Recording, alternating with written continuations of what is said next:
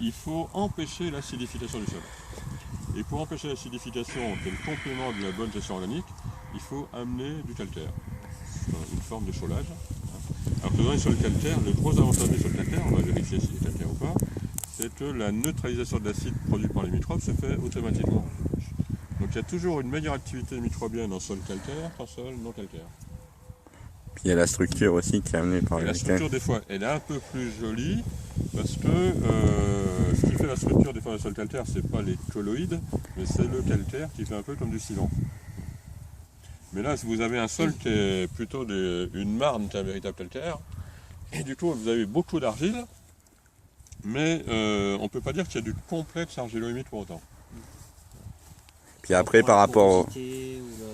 Eh bien, votre problème de porosité, c'est que là, il y a de la porosité par l'activité biologique, mais quand vous, au niveau texture, quand vous frottez entre les doigts, il n'y a pas beaucoup de particules grosses là-dedans, hein, du sable.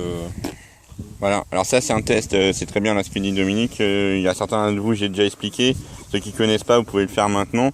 C'est quand vous ne savez pas comment est votre sol, vous le frottez déjà comme ça, savoir si vous sentez du sable. Donc effectivement, comme disait Dominique, là on sent rien du tout, on grume en grugueux.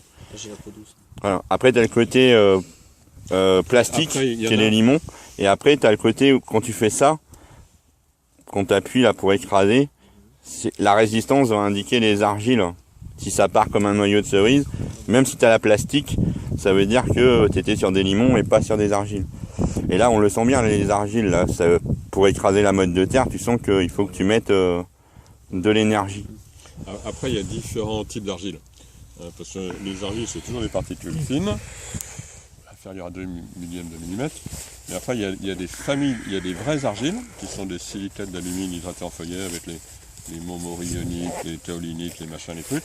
Et puis après, il y a des particules fines qui ne sont pas des silicates d'alumine en feuillet, mais simplement des limons très très fins. Et dans les boulbes, il y a beaucoup de ces limons. Et ce qui donne ce côté plastique où beaucoup de gens se trompent en disant parce que ça colle ou parce que c'est plastique, j'ai des argiles.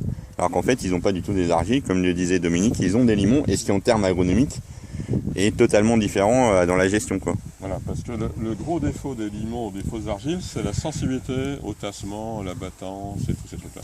Les vraies argiles, ça se tasse pas trop, et il n'y a pas trop de coups de battance. Et après, quand vous faites la différence de type d'argile, c'est quand vous faites des écailles, donc là vous n'avez pas de sable. Après, il y en a, mais moi c'est pas trop mon truc. Vous pouvez goûter sur la lande, voir s'il y a du sable ou pas. Mais moi c'est pas trop. Mais c'est bio là, tu peux y aller, il n'y a pas eu de désarmement.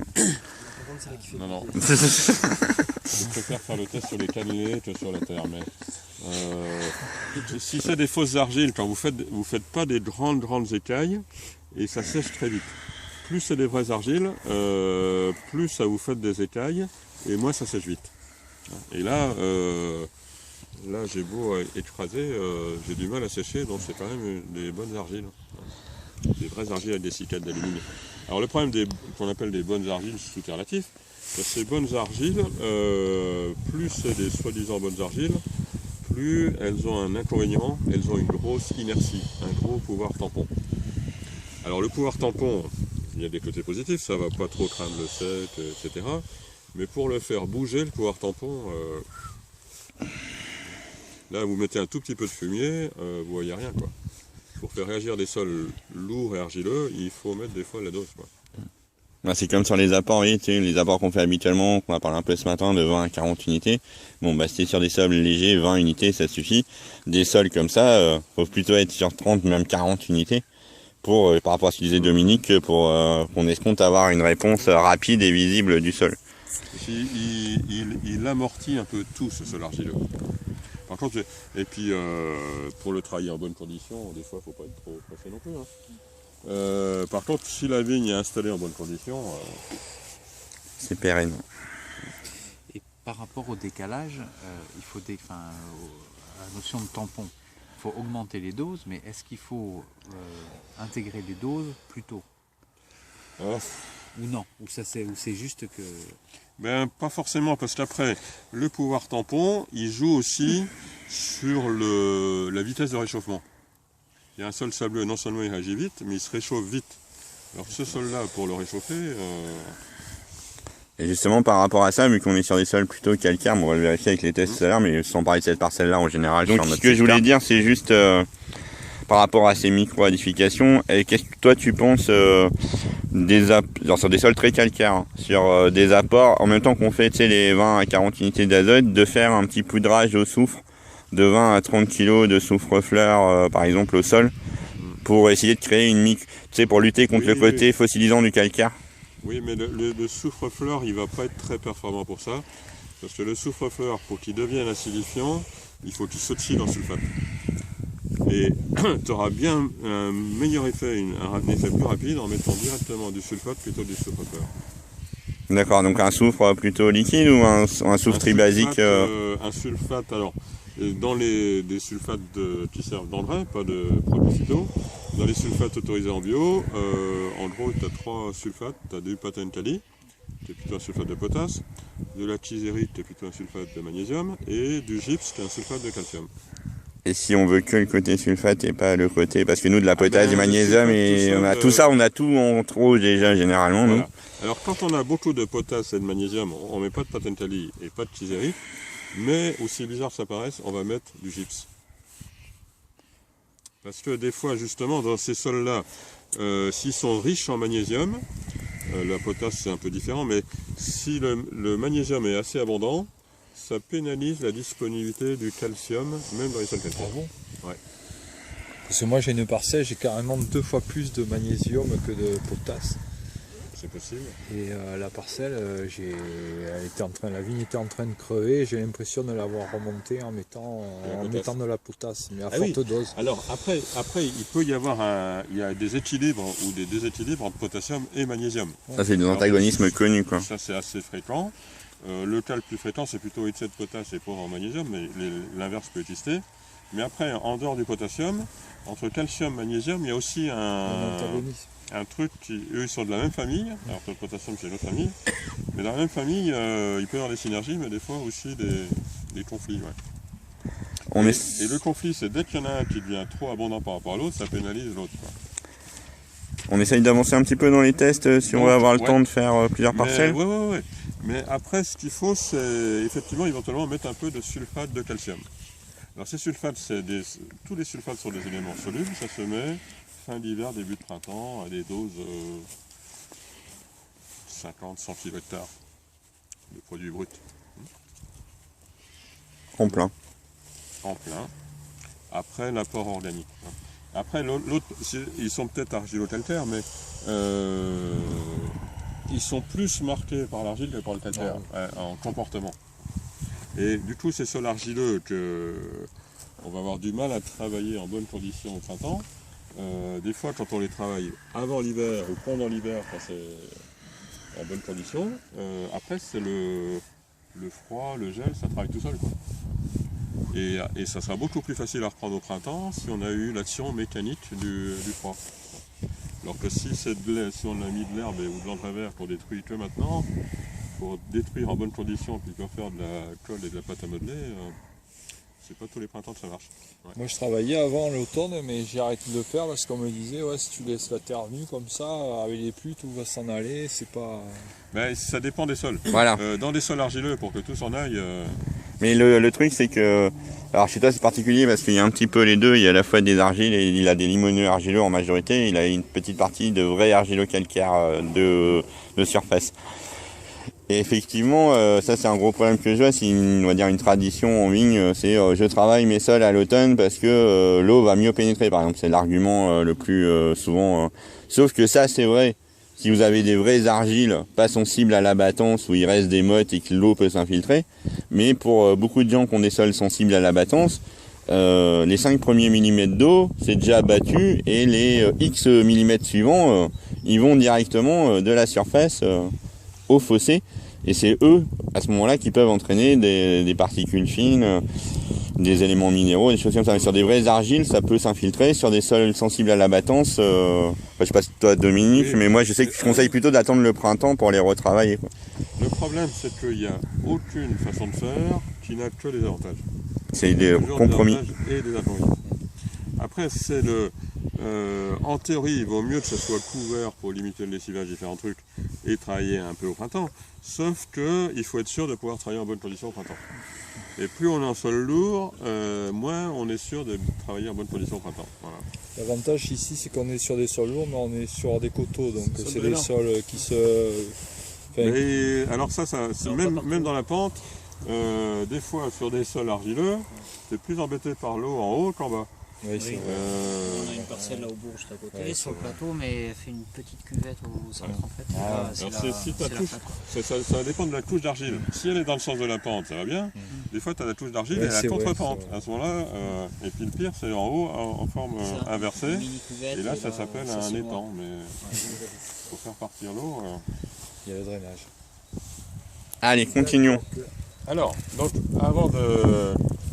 Le test qu'il faut systématiquement faire, parce que même dans les régions un peu sédimentaires, on peut avoir des surprises, il faut vérifier qu'on est calcaire ou pas calcaire. Donc là, vous prenez de l'acide chlorisé essentiellement, dilué ou de l'acide chlorisé. Et si c'est calcaire, ça fait des bulles. Et si c'est pas calcaire, ça fait pas de bulles. Alors il y a une petite variation, mais le test à l'acide, c'est pas cher. Le résultat, c'est soit vous êtes condamné au chômage. Donc, comme ça coûte pas cher, on peut le faire en surface en profondeur. Cet acide dilué, on peut en mettre sur les doigts. Il faut pas trop en mettre sur les pantalons. Ouais, ça effervesce pas beaucoup. Hein. Votre argilo-calcaire, là, Si, mais il est bien caché entre les mottes, c'est pour ça que tu le vois pas. Là. Alors ici, j'ai fait Marre-toi, le test, je crois qu'il y a un endroit où il n'y en avait pas beaucoup, mais juste un peu plus loin, il y en avait encore plus. alors là, on voit pas de bulles. Hein. C'est pas moi qui suis bourré. On voit pas de bulles. Et après, quand on voit pas de bulles, vous pouvez mettre vers l'oreille. On n'entend pas de bruit. Si vous entendez des bulles, mais on n'en entend pas beaucoup. Et ben, du coup, peut-être qu'on est condamné au soleil à la vie là. Ouh là là. Alors, on va vérifier en surface. Alors, il y a 2-3 petits grains calcaires, vous voyez. Ça l'élimine. Ça, c'est votre. Non, c'est Ouais, votre- c'est parce qu'on a mal visé en fait. Ah, mais voilà. Le grain, il est calcaire. Non, parce que quand ça fait pas de bulles, après on me dit ouais, t'as de l'eau dans ta bouteille et tout. Non. Donc après le test à l'acide chlorhydrique, Ici, on peut retrouver un pH supérieur à 7, même si c'est pas. Ça peut être un pH élevé sans que ça soit calcaire. c'est dans les bases, il n'y a pas que le calcaire. Ouais. De la même façon que tu peux avoir un sol riche en base, mais avec un pH acide. C'est moins fréquent. Mais ça peut arriver. Oui, tu m'avais expliqué. Oui, j'ai vu. Après, vous voyez, il y a une petite croûte de battance là. Belle croûte de béton. Alors, vous allez regarder la croûte de battance à la loupe.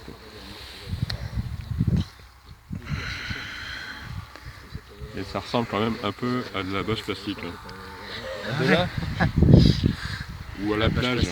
Ah. Si vous voulez. Il y a un beau trou là. Oui, il y a une fissure parce que j'ai arraché. Mais où c'est le pas, Il y a un beau trou. Il faut déplacer à côté du trou. On déplace la loupe. sans qu'on voit le chardon, il est venu la vache plastique, le chardon. Et vous voyez, vous avez la croûte de battance et dessous la croûte de battance elle-même est de 20 mm. Et dessous tout est fermé, la porosité là-dedans. Elle est bloquée.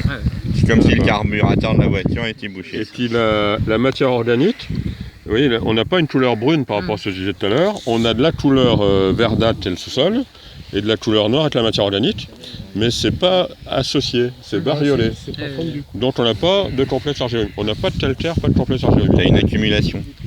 Plutôt, non? Oui, oui, il y a des tendances à l'accumulation. Après, on va donner à toute bêche dans l'air pour. Oui, surtout ce qui se passe dessous. Vous avez de l'activité de macrofaune, l'activité microbienne. Là, les microbes, ils sont pas revenus du ski, là, ils sont encore en sport d'hiver. Là. Ah, mais on a eu des enneigements tardifs dans les Pyrénées cette année, donc... Ils en profitent. Tu veux nous faire voir d'autres choses Et dans le rang travaillé, en fait, ce serait différent si ça a été mélangé quand même ou, Là, on va déjà regarder dans l'herbe.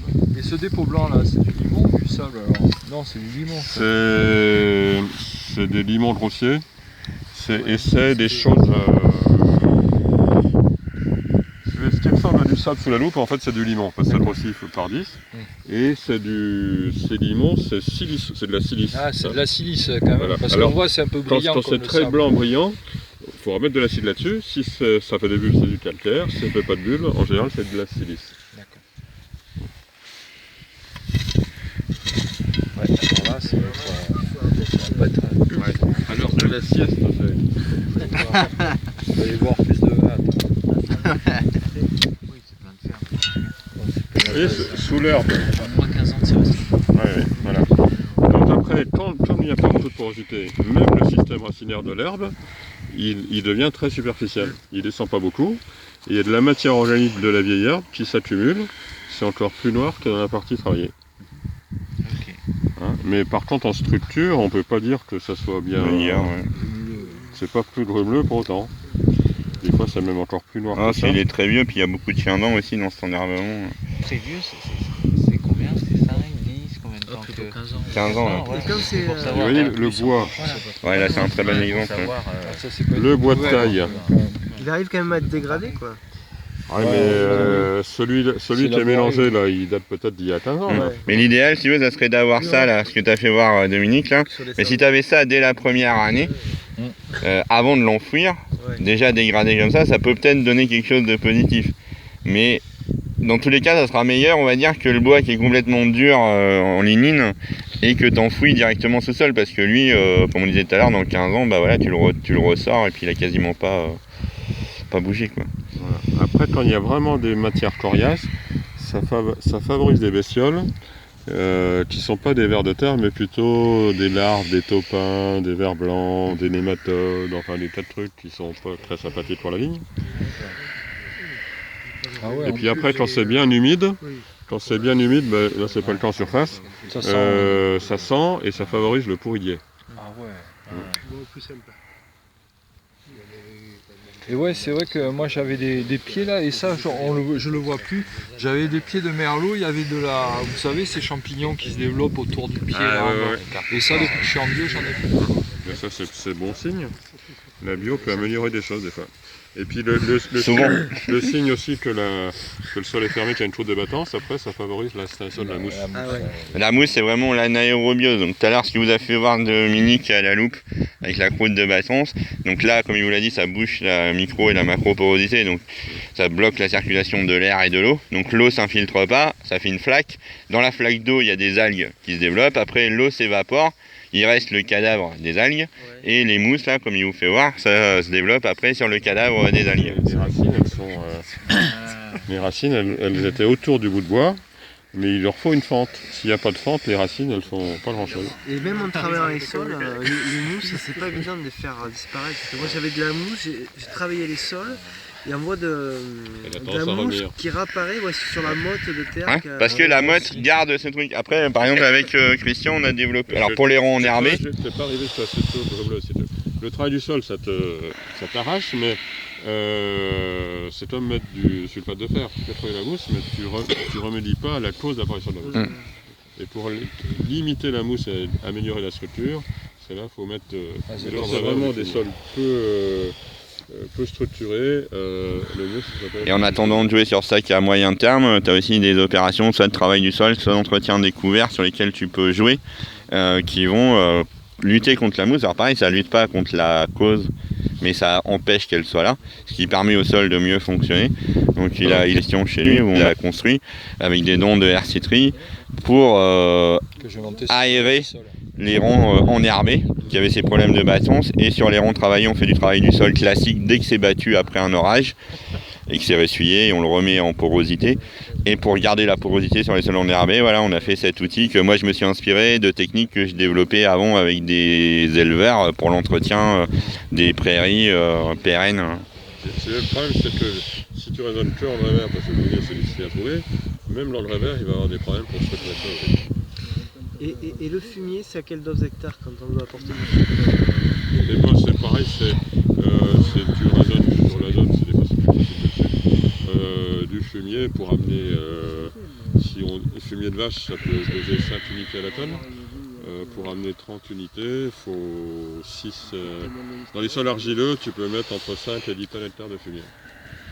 Dans les sols légers, tu es plutôt entre 2 et 5 tonnes. Après, le gros problème en vigne, alors pas partout, mais ici, nous justement, suite à une intervention qu'avait fait Dominique en 2009 pour les journées techniques ITAB, j'ai beaucoup de sollicitations de vignerons. Le gros problème qu'on a, alors que pourtant on a encore beaucoup d'élevage en Dordogne, c'est déjà de trouver de l'approvisionnement en fumier frais. C'est le problème. Et après, c'est l'épandage, parce que même si on a des vignes larges, les épandeurs éleveurs, ils rentrent pas dans nos vignes.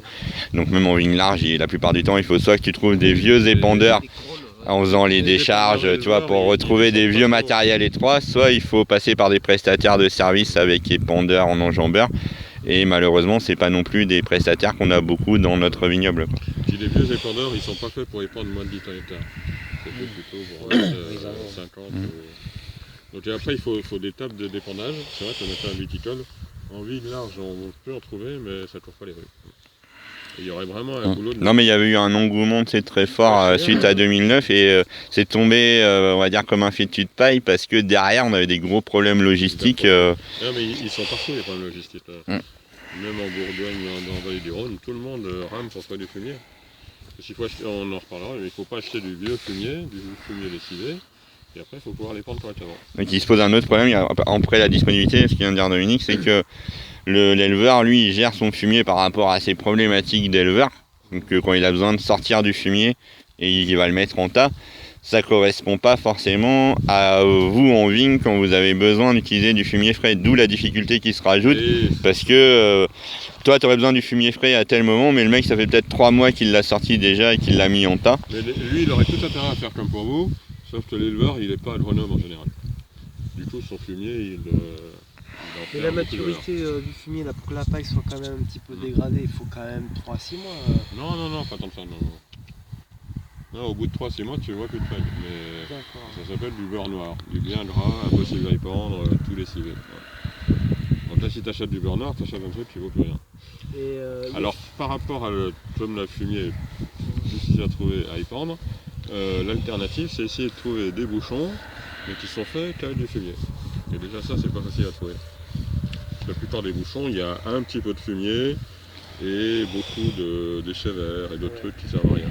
il faut pas qu'il ait été trop composté non plus, quoi. Et ben après, Oui, alors ça, dans des engrais bouchons, tu fais une croix dessus. C'est tout le temps très composté. Par contre, ce qui est intéressant, c'est qu'il y a le test du verre d'eau que je vous ai parlé ce matin. Et il y a une autre question qui rejoint ce que disait Dominique, c'est souvent, vous, le commercial, il va venir vous voir, il va proposer un engrais, il va vous parler du dosage NPK. Vous allez acheter un dosage NPK.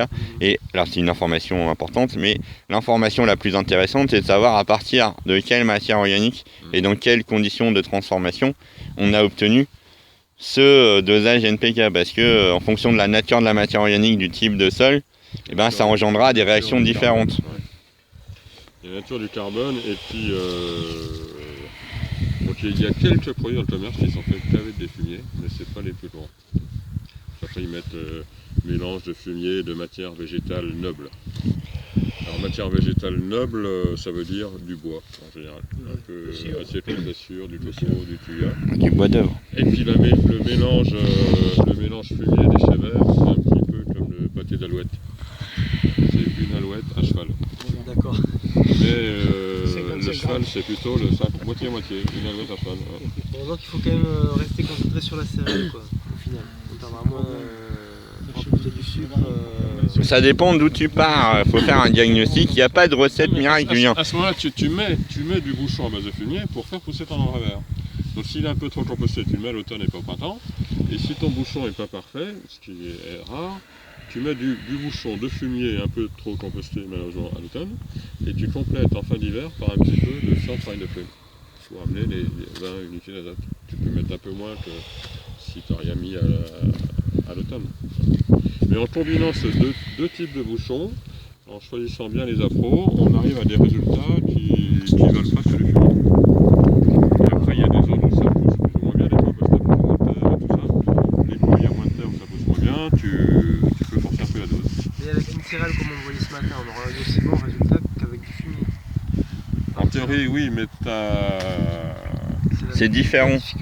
il faut que tu arrives à la faire pousser et que tu arrives à la détruire en bonne condition. Parce que si on parle d'azote, de sucre, l'azote dans un fumier, c'est de l'azote. Et c'est pas le même azote que dans une plante.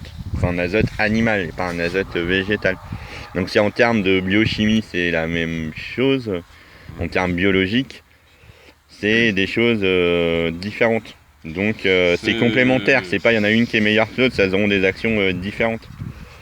C'est un peu différent, mais C'est pas vraiment nouveau, mais le meilleur en reste, Moi j'avais prévu alors, soit de passer des dents fines d'actisol, juste des compacteurs pour aérer un peu les rangs d'herbe.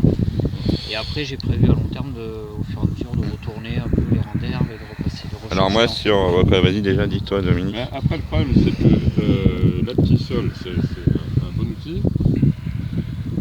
Il faut qu'il arrive à rentrer et qu'il fasse que ce soit en bonne condition pour que ça fasse du bon boulot.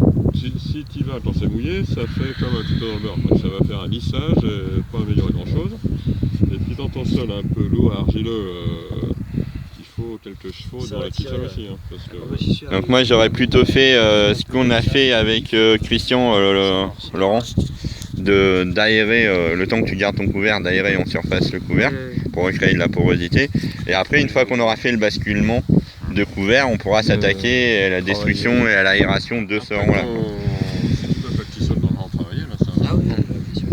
Après, je pense qu'il faut commencer à optimiser le rang travaillé. Peut-être que le bois de taille ne favorise pas trop la vie du sol non plus. Et puis après, il faut basculer d'ici 2-3 ans. Ouais, là je pense que ça va être même plus rapide. Avec des légumineuses là-dedans. Et puis retasser ça pour relancer le dispositif. Parce que là, quand ça fait 15 ans que ça n'a pas été travaillé, des racines de la vigne, il n'y en a pas beaucoup, non? Parce que... Ça dépend. Mais là, il faudrait faire une tranchée en travers. Là. Au contraire, il y en a beaucoup parce que ça... Non mais on repassera demain, il nous fera ça ce soir. On change de parcelle.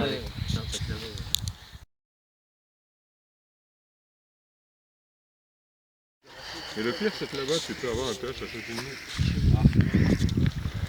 Mais tu n'es pas calcaire. Sur la parcelle à côté d'où on est monté, le pH était à 8 et quelques. Alors après, ça dépend comment on prend l'échantillon aussi. Parce que des fois, pour les analyses de terre, il y a une méthode, il faut faire 15 trous là, en faisant un Y, un rond, machin. Il y en a combien qui font ça? Tu fais un rond comme ça, en prenant un peu ici, puis un peu là-bas. Ça te fait un échantillon moyen où tout va bien, avec un bon pH, etc. Sauf ça correspond à... Sauf que tu as des vignes, elles sont hautes comme ça, et puis tu as des vignes, elles font 3 mètres de haut. Alors, est-ce que tu vois déjà des différences au niveau visuel avant d'attaquer à l'acide? Oui, la structure, elle est quand même un peu plus souple. C'est plus... c'est peut-être pas totalement du grumeau, mais c'est beaucoup moins en masse que là-haut quand même. Et on est à 50 mètres. Ah bah, ouais. Du coup, c'est très drainant et très séchant. Ah bah après, voilà. Et là, c'est pas violent, mais c'est le début quand même. Donc ce n'était pas de l'eau. Alors là, ça peut s'appeler de l'argilo-calcaire, et là-bas c'est de l'argile sans calcaire. Puis là, sur l'ensemble du sol, oui, ça met un petit peu de temps pour agir. Donc vous avez, là, quand c'est comme ça, c'est calcaire à vie. Il ne faut surtout pas mettre du calcaire ici, alors qu'il faudra en mettre là-bas. Et comme ça met un peu de temps pour agir, puis qu'il y a de l'argile, c'est calcaire sans qu'il y ait trop de risque de chlorose et tous les problèmes liés à l'excès de calcaire actif. Après le calcaire, on peut regarder. Là, il y a un bon effet de Pseudomonas calci là, sur le caillou que tient Dominique. Vous voyez le côté surface là, il est totalement lisse. Ça, c'est une bactérie, c'est Pseudomonas calci. C'est elle qui attaque le calcaire et fait cet aspect lisse. Et si tu retournes la pierre là, Dominique, vous voyez dessous on a le calcaire plus brut. Et ça, si tu montes des murs de pierre sèche par exemple, il faut toujours mettre la face attaquée par Pseudomonas calci, donc la face lisse, dessus. Parce que l'eau va ruisseler, elle va pas rentrer dans ta pierre et ta pierre éclatera pas avec le gel. Alors qu'avec si tu mets l'eau de face, l'eau va s'infiltrer et si ça gèle, ça peut faire éclater le calcaire. Le calcaire. On voit bien qu'à l'intérieur, il est... Sur la pierre, on a des trucs acides. Mais je suis pas sûr. Votre calcaire, il est... C'est pas du vrai calcaire qui nous dit. Alors quand ça fait du bruit comme ça, puis qu'il est dur à casser, c'est pas du pur. Il est un peu coupé. C'est la molasse. coupé à quoi? Et bien attends. Il est pas tendre quoi. Voilà, vous voyez, regardez. Quand je fais ça sur mon marteau, ça arrive à rayer le marteau. Et bien c'est que dans votre calcaire, il y a des choses dures. Il y a de la silice. C'est la silice. Il y a effectivement du silette. Et le silette sur le sol comme ça, c'est toujours siliceux. pas tout ça. filtrer d'abord et après. Ouais, faut jamais se fier. Les cailloux, faut toujours les casser. Le vrai calcaire, il est un peu mou, quoi. Enfin, c'est plus tendre. C'est plus tendre que la silice. Du calcaire pur, ça n'arrive pas le marteau. Et alors que la silice, Bah, ça arrive le marteau. Dans le calcaire, tu as une grande variabilité, c'est une grande famille, quoi. Donc tu as des calcaires très très tendres, comme les craies, les choses comme ça, des calcaires plus durs, et des calcaires additionnés d'autres choses, qui sont plus des réels calcaires purs, quoi. Après, c'est là où le calcaire, les calcaires, en fait, c'est des boues qu'on durcit. Mais c'est pas plus homogène que des bords de vases d'étang ou de mer. Il peut y avoir du toit où ça a durci, et du toit où ça a moins durci. Après, votre calcaire, vous voyez, en dehors de la silice, à l'intérieur, regardez à la loupe, ça se voit bien à l'œil nu, il y a des petits points orangés et des petits points noirs.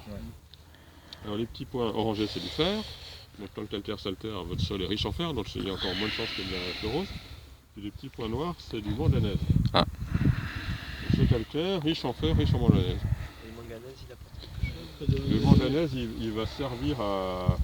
C'est un facteur de typicité dans les vins. Surtout pour les vins rouges. Donc ça c'est pas mal.